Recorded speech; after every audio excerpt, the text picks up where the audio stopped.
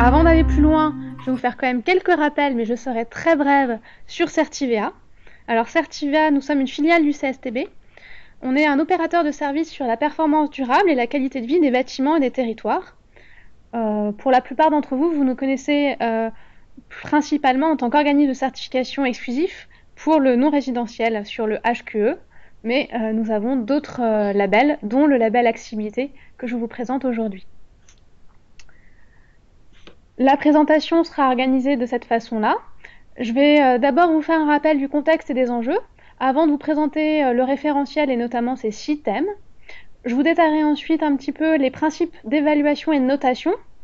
Je vous montrerai comment le référentiel est intégré aujourd'hui sur notre plateforme d'évaluation, donc notre outil en ligne qui permet de faire l'évaluation et la labellisation. Et puis je terminerai avec quelques éléments d'information sur l'articulation entre le label accessibilité et le référentiel de certification HQE bâtiment durable.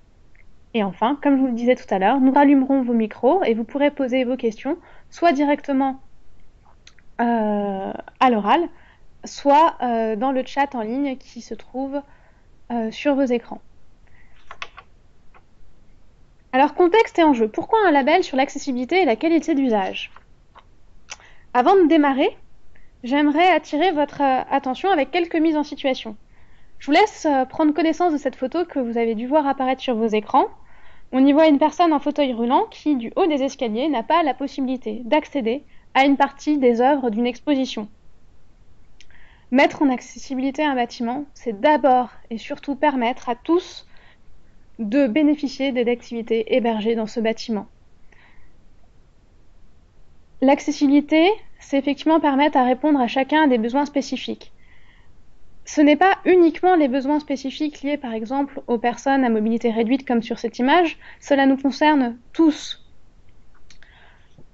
Si je parle de qualité d'usage et de sécurité, je suis sûre que vous allez trouver tous autant que vous êtes de nombreux exemples de situations plus ou moins anodines où si le bâti avait été mieux pensé, mieux structuré, si la sécurité avait mieux été prise en compte, vous ne vous seriez pas heurté à un obstacle au beau milieu du cheminement comme sur l'image de gauche, ou vous ne vous seriez pas heurté comme sur l'image de droite à un leurre visuel, à une vitre que vous n'auriez pas vue. Je ne sais pas pour vous, mais moi, ces deux obstacles, ça m'arrive assez souvent d'entrer dedans. Les exemples de ce type-là seraient très nombreux. Leurre visuel, obstacles dans les circulations, mais également commande trop haute pour être atteinte, ou signalétique trop complexe, bâtiment où on se perd, où on ne sait plus où aller, on ne retrouve plus la fonction quand on y est arrivé depuis pas longtemps, et même dans certains bâtiments où au bout d'1 an, 6 mois, on ne sait toujours pas où trouver le service ou la direction que l'on recherche. Travailler sur l'accessibilité et la qualité d'usage, c'est ainsi faire un travail et répondre à des enjeux sociétaux qui vont vraiment tous nous concerner. Ils vont concerner les 20% de Français en situation de handicap, que ce soit un handicap moteur, un handicap visuel, un handicap auditif ou un handicap cognitif ou intellectuel. Il va également concerner toutes les personnes qui sont en situation avec des besoins spécifiques, comme les 25% de Français de plus de 60 ans, qui effectivement peuvent aussi avoir des problèmes de déficience visuelle ou motrice. Il va aussi concerner toutes les personnes qui vivent aujourd'hui avec une maladie chronique. Toutes les personnes qui, pour se déplacer, vont avoir des besoins spécifiques, comme les familles avec les enfants en bas âge. Un chiffre du ministère des Affaires sociales, plus de 2,4 millions d'enfants de moins de 3 ans en France, et donc autant de familles qui ont peut-être besoin de poussettes pour se déplacer dans un musée, dans un centre commercial ou dans un bâtiment administratif par exemple.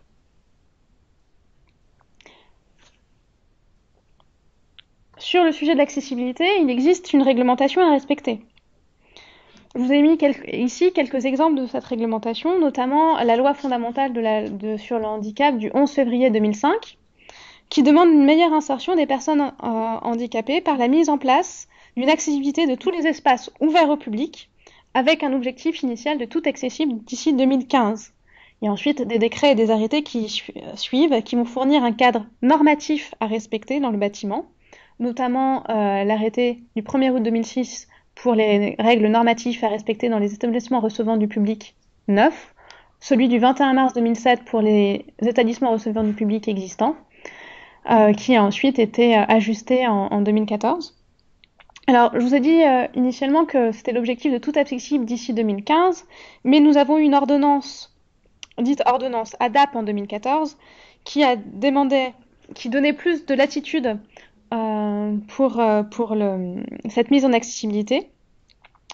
Et elle demande plus précisément le dépôt d'un plan de mise en accessibilité dans les ERP qui n'auraient pas encore déposé leur attestation, et avec introduisant un principe de prolongation différenciée de cette obligation de mise en accessibilité de 3, 6 ou 9 ans, selon l'ampleur des travaux à réaliser. Il reprend également les principes de dérogation possibles en cas d'action apparaissant disproportionnée et les ajustements normatifs que je vous citais tout à l'heure. Ça, c'est pour la loi sur l'accessibilité. Il y aura d'autres éléments qu'on pourrait encore mentionner. Je vais passer à plutôt une réglementation qu'on trouve dans le Code du travail, qui fixe des dispositions concernant la prévention et la protection contre les incendies, l'évacuation dans les locaux neufs ou les modifications des locaux du travail. Vous allez là aussi retrouver un certain nombre de dispositions qui vont nous intéresser en termes de qualité d'usage et de sécurité sûreté. Pour information, vous avez aussi dans cette ligne de conduite le décret de 2011 sur l'évacuation des personnes handicapées dans les lieux de travail en cas d'incendie. Donc voilà un contexte réglementaire, très brièvement. Ce que j'aimerais vous montrer, c'est qu'au-delà de ce socle réglementaire, se pose la question de la qualité d'usage des bâtiments, la qualité d'usage pour tous.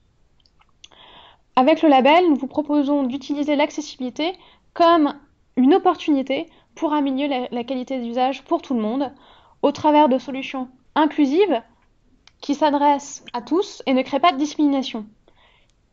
Il s'agit, par exemple, de ne pas mettre un escalier pour la porte principale et de laisser une rampe pour la porte d'entrée secondaire, mais bien de donner la même porte d'entrée pour tout le monde, par exemple, quand c'est possible. Il s'agit aussi de proposer des solutions intégrées au bâti. Pourquoi intégrée au bâti? Parce que si elle est intégrée au bâti, les solutions qui seront mises en œuvre seront plus pérennes, moins discriminantes. Si l'on prend l'exemple de la rampe, l'idéal, c'est bien sûr de ne pas avoir de rampe, mais bien d'avoir un accès de plein pied plutôt qu'un élévateur ou une rampe. D'où cette phrase qu'on entend assez fréquemment, une belle accessibilité doit être invisible. Cette réflexion sur l'opportunité de l'accessibilité comme élément moteur pour améliorer la qualité des usages nous fait réfléchir plus globalement sur les besoins et les usages dans le bâtiment. Et cela permet d'améliorer l'efficacité fonctionnelle, la fonctionnalité associée au lieu, et donc la valeur d'usage. Si je reprends l'exemple de la rampe, une rampe, ça peut également être utilisé pour les livraisons, c'est un gain de temps. Une réflexion sur les parcours, une réflexion sur les cheminements, sur les bâtiments trop complexes, c'est un gain de temps pour tout le monde, pour le repérage des personnes avec des déficiences cognitives, mais aussi pour tout un chacun, pour mieux circuler sur le bâtiment, gagner du temps, mieux communiquer avec nos collaborateurs dans les immeubles de bureaux, ou ne pas se perdre dans un bâtiment recevant du public comme un musée par exemple. Donc voilà, se repérer, cheminer, identifier les usages hébergés dans les bâtiments, franchir les escaliers, éviter de se cogner contre un obstacle. La qualité d'usage nous concerne tous, et bien c'est tous ces éléments-là que nous avons cherché à cibler dans le label accessibilité. C'est bien pour ça que nous avons choisi d'aborder le sujet, non pas sous l'angle des différents handicaps, mais sur un angle plus global de la qualité d'usage pour tous. Si j'en viens maintenant plus précisément au référentiel, alors le référentiel, du coup, nous l'avons construit avec la logique suivante. Alors tout d'abord, comme je vous le disais, introduire l'accessibilité sous l'angle de la qualité d'usage pour tous. Deuxième sujet, on l'a vraiment construit avec un objectif de pédagogie pour guider les maîtrises d'ouvrage dans leurs projets et ou leurs évaluations au travers d'un référentiel qu'on a voulu pédagogique et progressif. L'idée, c'est un référentiel par marche. Il s'agissait aussi de dépasser le cadre réglementaire que je vous ai mentionné précédemment, en essayant, d'au-delà des moyens normatifs qui existent, de rappeler les finalités et de bien s'assurer qu'ils respectent les besoins de chacun et une qualité d'usage. Il s'agissait aussi de préciser quelques aspects qui peuvent être interprétatifs. Et enfin, dernier objectif, on a vraiment essayé de vous disséminer les solutions les plus inclusives et intégrées au bâti pour tout simplement vous inciter et vous donner des pistes de réflexion pour aller vers ce type de solution.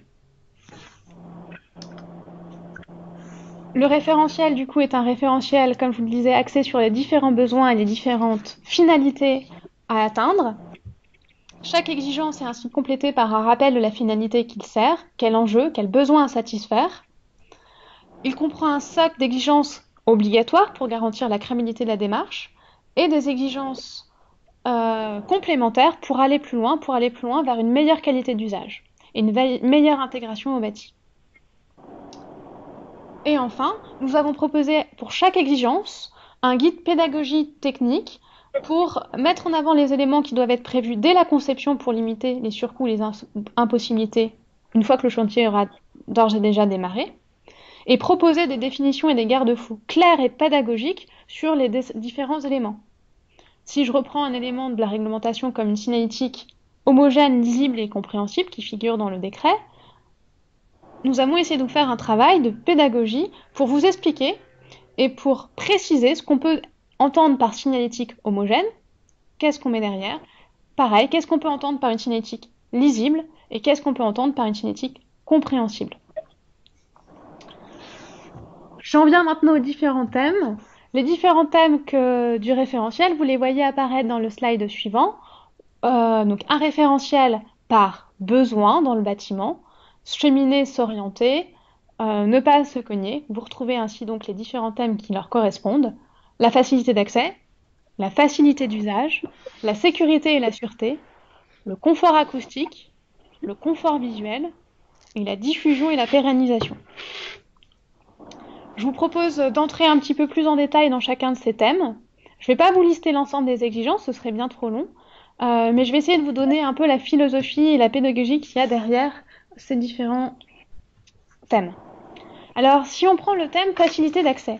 Le thème facilité d'accès a pour objectif d'évaluer la qualité des cheminements depuis l'entrée de la parcelle et du bâtiment jusqu'aux circulations horizontales et verticales. Vous allez retrouver donc l'entrée avec des exigences qui portent sur le fait que le bâtiment et l'entrée doivent être repérables, que les cheminements extérieurs doivent être accessibles, qu'il doit y avoir des stationnements et que s'il y a des stationnements, ces stationnements doivent être adaptés. Qu'une partie, excusez-moi, de ces stationnements doit être adaptée et quelles caractéristiques on peut proposer pour une qualité d'usage sur ces stationnements adaptés.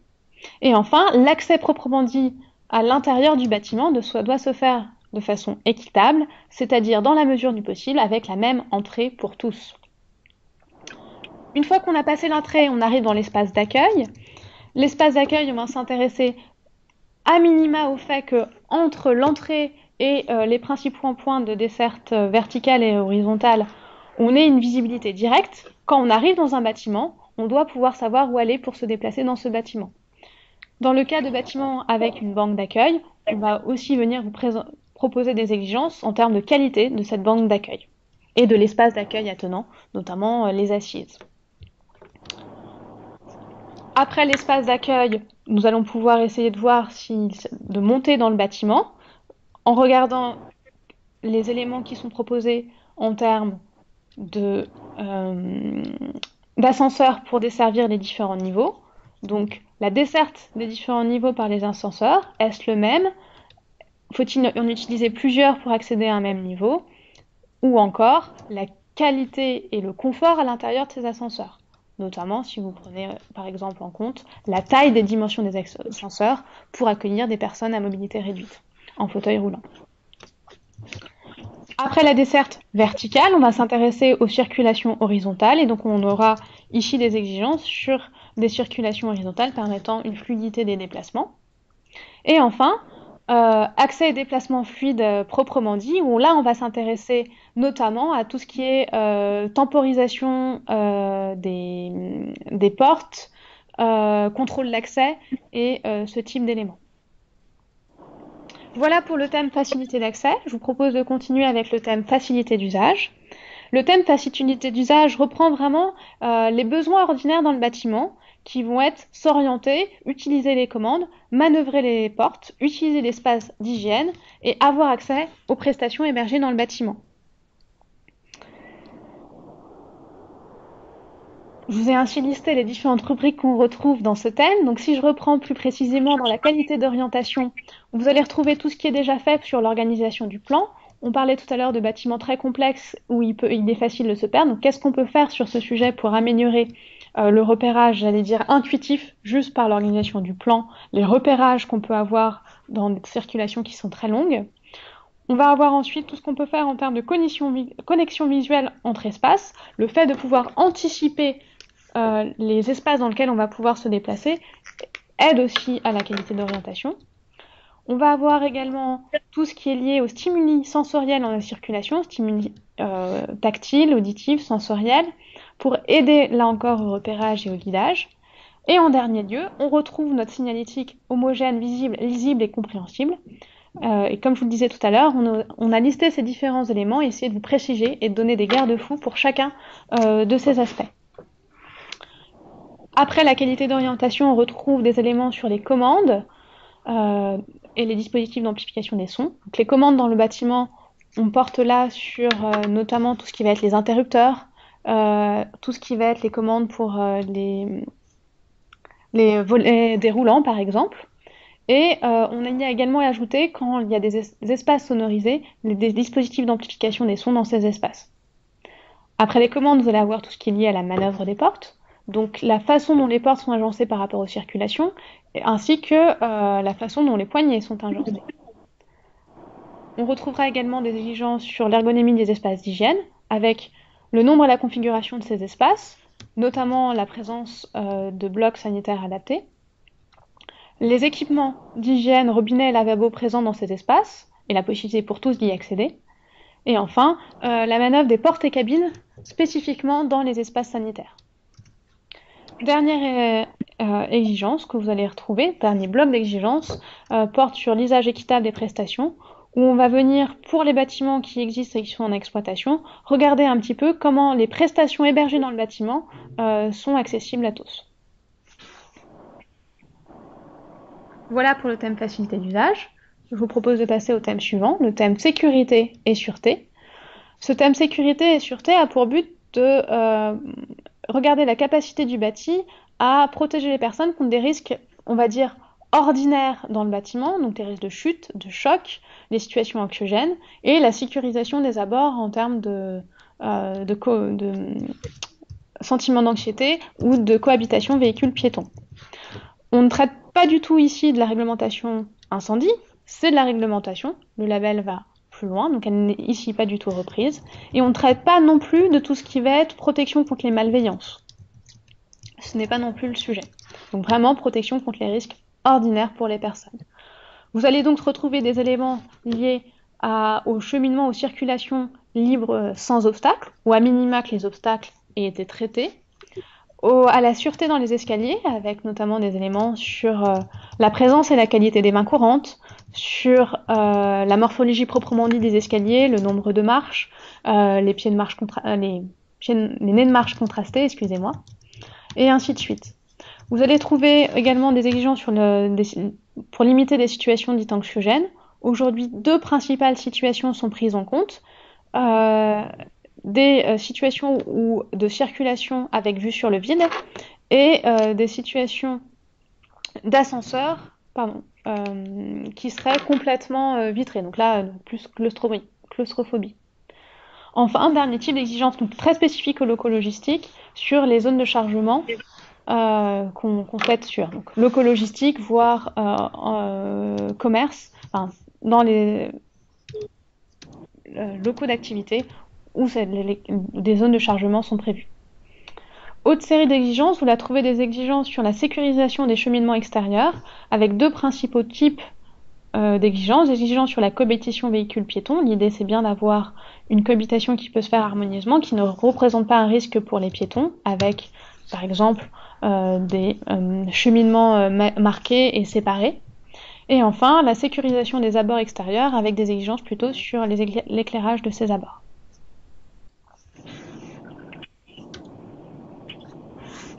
Je vous propose de passer au thème confort acoustique.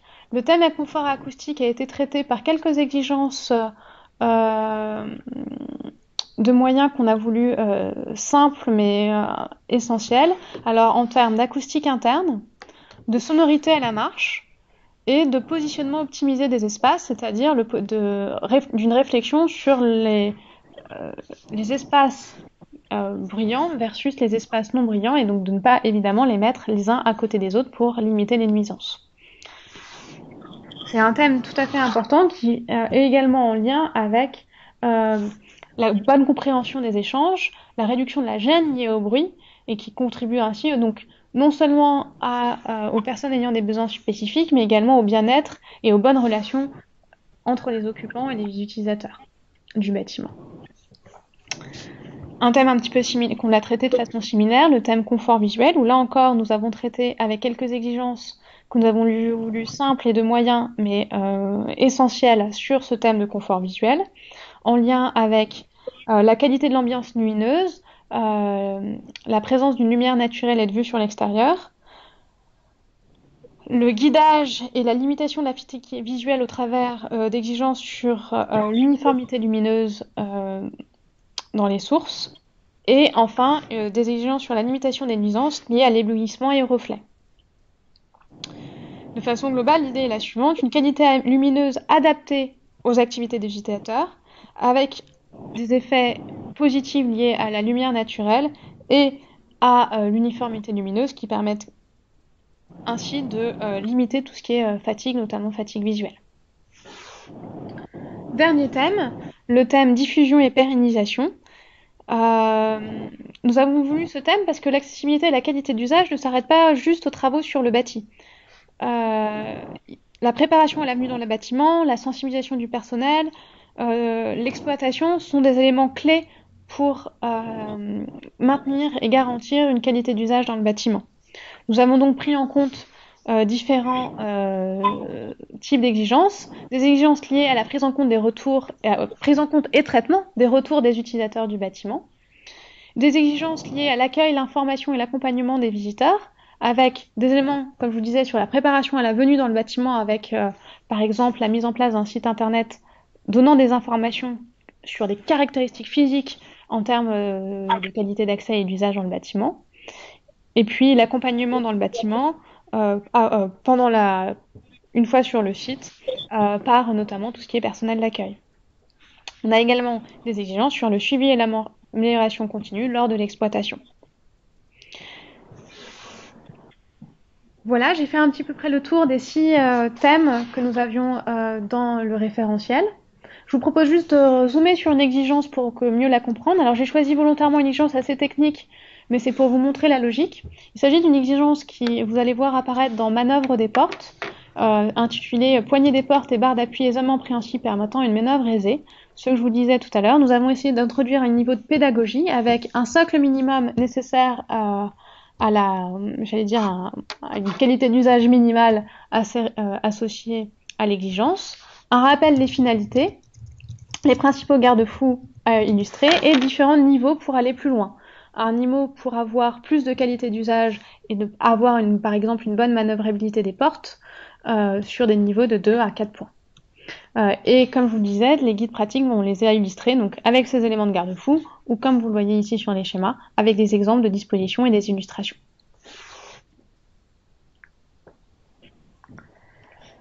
Alors comment ensuite sont évalués? Alors vous avez vu les 6 référentiels. Ce référentiel est utilisé et c'est la même grille d'évaluation pour tous les bâtiments. Que le bâtiment soit un établissement recevant du public ou un local du travail, que le bâtiment soit neuf ou existant. L'évaluation se fait par thème, avec pour chacun des thèmes une liste de questions préliminaires qui permettent de savoir dans quel cas vous êtes. Évidemment, par exemple, si vous n'avez pas de zone de chargement, les zones de chargement, les exigences associées n'apparaissent pas. De la même manière, si votre bâtiment est un bâtiment que sur un niveau, qu'il n'y a aucune volée d'escalier ni même de marche dans le bâtiment, toutes les exigences associées aux escalissures ne s'apparaissent pas. Vous avez ensuite, pour chacune des blocs que je vous ai cités dans les différents thèmes, des listes d'exigences rapportant chacun des points, dont certains de ces points sont obligatoires. Lors de l'évaluation, on va regarder donc pour chacun des thèmes que tous les points obligatoires ont été validés. Si c'est le cas, vous avez donc le niveau, vous obtenez le label avec le niveau minimal A. Si en plus de tous ces points validés, vous avez 50% des points qui sont obtenus, dont bien sûr tous les points obligatoires validés, vous êtes 2A. Et si vous avez non pas seulement 50% des points, mais plus de 75% des points qui sont obtenus, dont évidemment tous les points obligatoires validés, vous êtes au niveau 3A.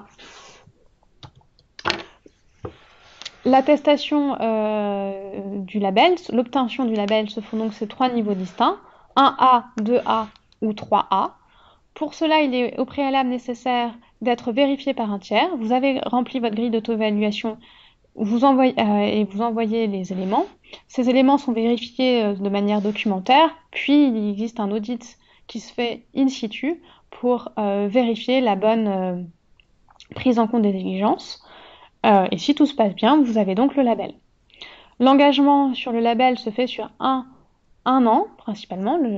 L'attestation est minimisée, mais vous pouvez également choisir de la renouveler sur 3 ou 5 ans pour pénaliser vos démarches dans le temps et montrer votre continuité d'action sur le sujet.